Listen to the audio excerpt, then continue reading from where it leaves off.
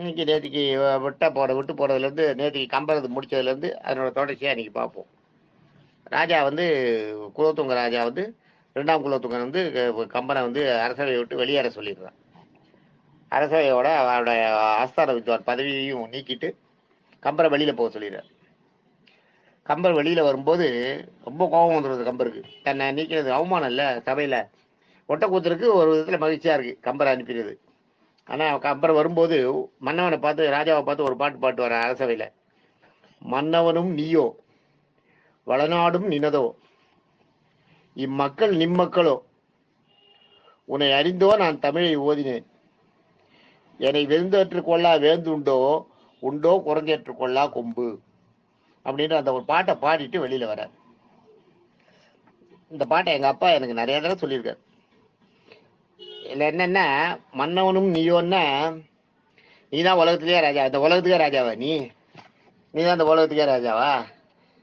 அது கேட்குறேன் குலோத்துங்க. ஒரு குலோத்துங்க சக்கரவர்த்தின்றது பேரரசன்.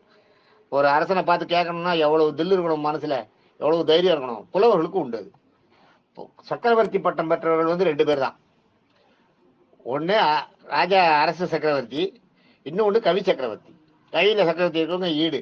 கவி சக்கரவர்த்தி பட்டம் வாங்கினவங்கள ராஜா வந்து தனக்கு ஈடா ஒரு ஆசனம் போட்டு சபையில தனக்கு பக்கத்துல தனக்கு ஈடா ஒரு ஆசனம் போட்டு அதுல உட்கார வச்சிருப்பாரு. அதனாலதான் அவங்களுக்கு கவி சக்கரவர்த்தின்னு பேரு. கம்பருக்கு கவி சக்கரவர்த்தி பட்டம் கிடைக்கிறது அது வந்து பாண்டியராஜா அரண்மனையில கிடைக்கிறது. அது பின்னாடி வரும் சொல்றேன் நான். இதுல வந்து இந்த பாட்டை பாடுறேன். அதே மன்னவனும் நீயோ நீதான் இந்த உலக ராஜாவா? வளநாடும் நினதோ இந்த பூமியே ஒந்தா இம்மக்கள் நீ மக்களோ இந்த பூமியில இருக்க இருக்க வாழற மக்கள்லாம் உன்னோட மக்களா உன் தேசத்து மக்களா? உன்னை அறிந்தோ நான் தமிழை ஓதினேன். நீ வந்து எனக்கு தமிழ் சொல்லி கொடுத்தியா இல்ல நீ தான் எனக்கு தமிழ் சொல்லுன்னு சொன்னியா? உன்னை கேட்டு நான் தமிழ் வந்து பாட்டு பாடலாம் பாட ஆரம்பிச்சேன். தமிழை கத்துங்க. என்னை விருந்தேற்று கொள்ள வேந்துண்டோ என்னை வந்து வார்னு கூப்பிட்டு என்னை எனக்கு அவையில் சேர்த்து மரியாதை கொடுக்குற ராஜான்னு கூட ஒருத்தர் உண்டா? கம்பன்னா எவ்வளவு பெரிய ஆளு. கம்பனோட இதை வந்து அதை சொல்ற. என்னை விருந்தாளியா ஏத்துக்காத ராஜா கூட உண்டா? அந்த காலத்துல விருந்தினர் தான் வேற. விருந்தினர் தான் உபசாரம், பயங்கர உபசாரம் பண்ணும் விருந்தினருக்கு. விருந்தினர் இப்ப கஸ்ட்ன்றமே. இப்ப கஸ்ட்ன்றவங்க வீட்டுக்கு வரவங்களுக்கு ஒரு காப்பி கொடுத்துருமே, அது மாதிரிலாம் இல்ல. அப்ப எல்லாம் கஸ்ட் வரும்போதே முகமலர்ச்சியோட வாங்க வாங்க வாங்கன்னு 10 தடவை கூப்பிடணும். வாயை திறந்து கூப்பிட்டு அவங்களுக்கு வந்து தண்ணி எடுத்து காலை அம்படும்.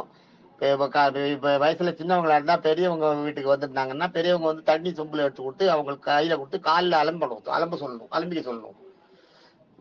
வீட்டுல இருக்கவங்க சின்னவங்களா இருந்து வரவங்க பெரியவங்களா இருந்தா சொம்புல தண்ணி எடுத்துன்னு போய் அவங்க காலை அலம்பி விடணும். ஞாபகம் வச்சுங்க. காலை அலம்பி விட்டு அவங்கள உள்ள வரவேற்கணும்.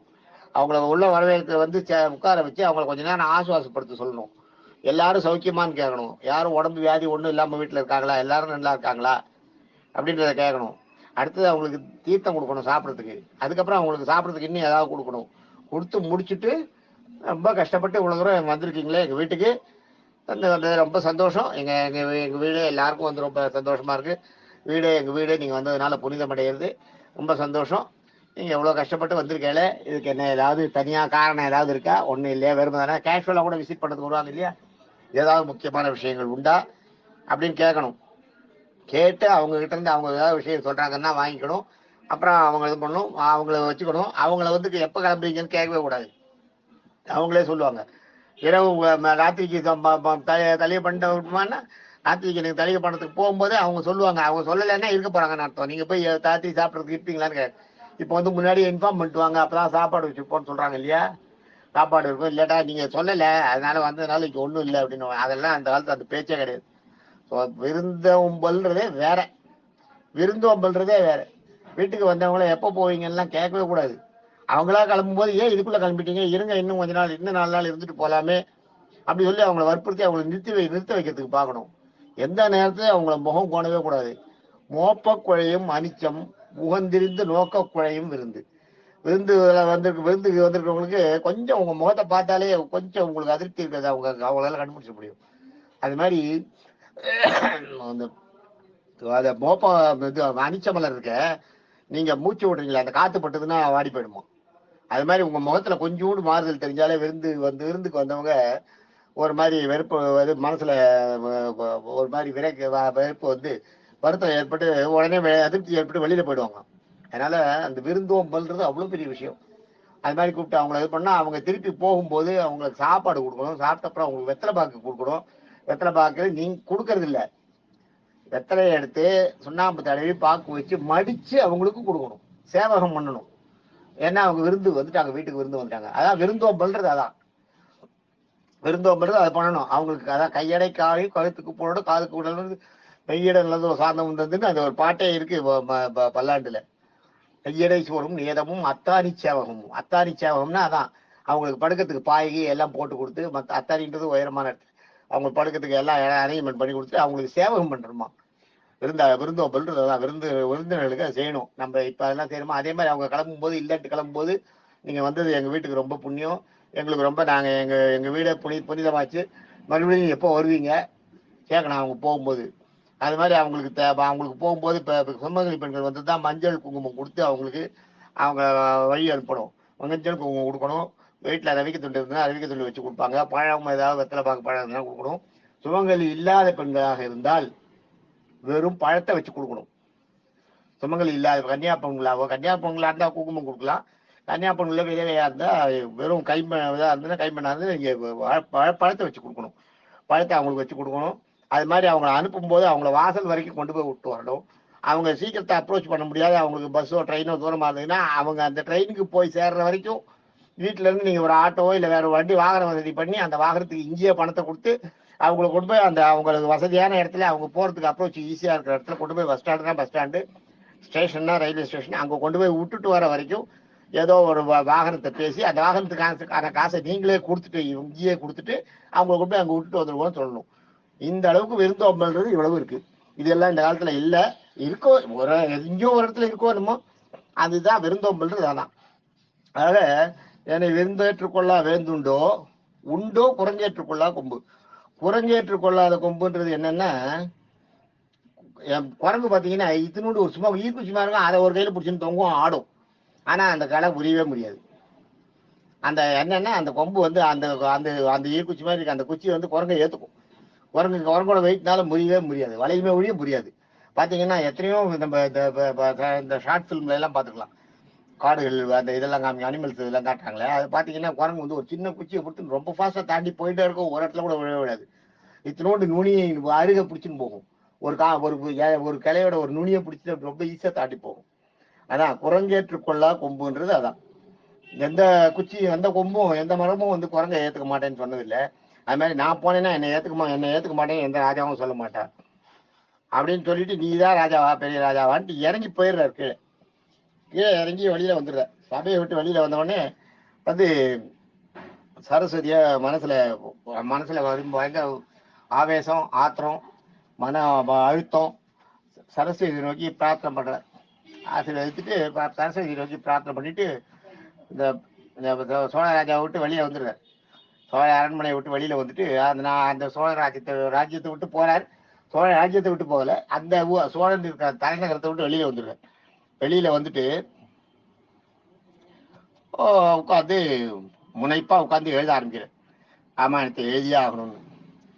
நான் எப்படி ராமாயணத்தை ரொம்ப சீக்கிரம் முடிச்சுட்டு நான் வந்து அதை முடிக்கணும். இப்ப ஒட்டக்கூத்திர உடனே அப்பயே இரண்டாம் குலத்துக்கு என்ன சொல்றா, ஒட்டக்கூத்திர விட்டு நீங்க எழுதுங்க ராமாயணத்தை, இவர் போட்டோம், இவரை முதல்ல சபையை விட்டு வெளியில் நிற்கிட்டு வெளியில அனுப்பிடலாம். சபையை விட்டு வெளியில வந்தவர் ஒட்டக்கூத்திர எழுத ஆரம்பிச்சிட்டார்.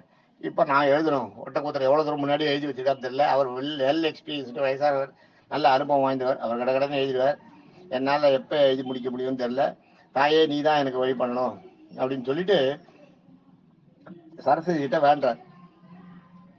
அப்ப சரஸ்வதி என்ன பண்றது, உலகம் யாவையும் தலைப்படுத்தி கொடுக்குறான். எழுது, இந்த மாதிரி ஆரம்பிச்சு கொடுத்து நீ கம்பராமாயணத்தை எழுது, உன்னால எழுதி பூர்த்தியா முடிக்க முடியும், முடிப்ப அப்படின்னு ஆசீர்வாதம் பண்ணி உலகம் யாவையும் அப்படின்னு தலைப்படுத்தி கொடுக்குறார். அப்ப கம்பர் என்ன பண்ற, உடனே அந்த முதல் பாட்டு, கம்பராமாயணத்தோட முதல் பாட்டு இதுதான். உலகம் யாவையும் தாமுலதாக்கலும் நிலை பெறுத்தலும் நீக்கலும் நீங்களா அழகு இலா விளையாட்டுடையவர் தலையோன் அதற்கே சரண் நாங்களே அப்படின்னு அர்த்தம். தொலையோன் அவருக்கே சரண் நாங்களே அப்படின்றத முதல்ல வந்து அது இது வந்து ஸ்துதி. உலகம் யாவையும் உலகம் ஏன் தாம் உலகாக்கணும், உலகத்துல எல்லாத்தையும் தன்னை வச்சிருக்கிறதோ நிலைப்படுத்தவும் நிலைச்சிருக்கிறோம், நீக்கலும் அதே தேவையில்லாத நகர்த்தவரும் நீங்களா நீங்க கூடாதது அப்படியே வச்சு நீங்களா அங்கேயே வச்சுட்டு இருக்கிறோம். அழகையெல்லாம் விளையாட்டுடையவன். ஒரு அழகுன்றது இந்த இடத்துல என்னன்னா அளவே இல்லாத விளையாடு வரோம். யாரு பரமே ஈஸ்வரனை சொல்றாரு. அவர் ஈஸ்வரனுக்கு தான் முதல்ல இது பண்ணி பிரார்த்தனை பண்ணி பாட்டு பாடிட்டு அதுக்கப்புறம் தான் ராமாயணத்தை எழுத ஆரம்பிக்கிறார். அளவே இல்லாத ஒரு விளையாட்டு. அவர் விளையாட்டுக்கு ஒரு அளவே கிடையாது. அவர் தலையோன் எல்லாருக்கெல்லாம் நம்மளுக்கெல்லாம் தலைவன் அன்னவர்க்கே அவருக்கு சரண் நாங்களே அவருடைய திருவடியை பற்றி நாங்கள் சரண் செய்கிறோம் அப்படின்னு முதல் பாட்டு அதுதான். உலகம் யாவையும் தாம் உலகாக்கலும் நிலைப்படுத்தலும் நீக்கலும் நீங்களா அழகிலா விளையாட்டுடையார் அவர் தலையோன் அன்னவர்க்கே சரண் நாங்களே அப்படின்ற முதல் பாட்டு இது. இந்த பாட்டு கம்பராமாயண பாட்டு இதெல்லாம் நான் சொல்லியிருக்கேன்னு நினைக்கிறேன். ரங்கநாதனுக்கு நிறைய சொல்லியிருக்கேன். ரங்கநாதனுக்கு அதை சொல்லிடுறது எனக்கு தெரியும், நிச்சயமா தெரியும். ரங்கநாதன்கிட்ட எப்பயும் நாங்கள் பேசும்போதே இந்த மாதிரி டாபிக் தான் நிறைய பேசுவோம். அதெல்லாம் கேட்டுப்பாரு. ரங்கநாதனுக்கு ரொம்ப இன்ட்ரெஸ்ட். இந்த தமிழ் இதெல்லாம் வந்து ரொம்ப இன்ட்ரெஸ்ட். கேட்டுப்பாரு எல்லாத்தையும். சந்தேகம்லாம் கேட்பாரு நடுவில். அது மாதிரி ரங்கநாதனுக்கு ரொம்ப பிடிக்கும். எப்படிதான் சொல்றீங்களோன்னு அப்பப்போ பேசும்போதெல்லாம் நீங்க எப்படிதான் இப்படி ஞாபகம் வச்சு சொல்றீங்கன்னு தெரியல. ரொம்ப நீங்க நிறைய சொல்றீங்க. ரொம்ப பிரைஸ் பண்ணி சொல்லுவார். ரங்கநாதன் வந்து ஒரு தனி ஒரு நண்பன், எனக்கு தனிவிதமான நண்பன். நல்லா புரிஞ்சுக்கிற சக்தி, நல்லா புரிஞ்சுக்க அண்டர்ஸ்டாண்டிங், ரொம்ப அண்டர்ஸ்டாண்டிங் ஜாஸ்தி. அந்த ஒரு வந்து இந்த பாட்டை பாடி ஆரம்பிக்கிறேன். இன்னும் இருக்கு இது வந்து இந்த கதையை நான் இப்ப இந்த ரேஞ்சில் சொல்றது உங்களுக்கு பிடிச்சிருக்காருன்னு எனக்கு சொல்லுங்க முதல்ல. ஏன்னா இல்ல இன்னும் சுருக்கி சொல்லுவா, இன்னும் சுருக்கி சொல்லிடலாம் 1-2 பதிவுல. ஆனா அது அவ்வளவு ரசனையா இருக்காது. கொஞ்சம் இதெல்லாம் அதாவது எந்த பாட்டை பாடினாலும் பாட்டுகளுக்கு நான் வந்து கருத்து தெரியாம நான் பாட்டு சொல்ல மாட்டேன். பாட்டுக்கு அர்த்தம் சொல்லாத என்னால பாட்டு நான் வந்து பாட்டை படிக்கிறதும் இல்லை, சொல்றதும் கிடையாது. எனக்குள்ள நான் மனசுல நிறுத்திக்கிறதும் கிடையாது. எந்த பாட்டை படித்தாலும் அதோட அர்த்தத்தை தெரிஞ்சுக்கணுன்ற ஆவல் எனக்கு உண்டு. அதனால இந்த அர்த்தங்களை உங்களுக்கு சொல்றதும் எனக்கு வந்து அந்த எனக்கு மனசுல சொல்லணும்ன்ற அந்த எண்ணம் இருக்கு.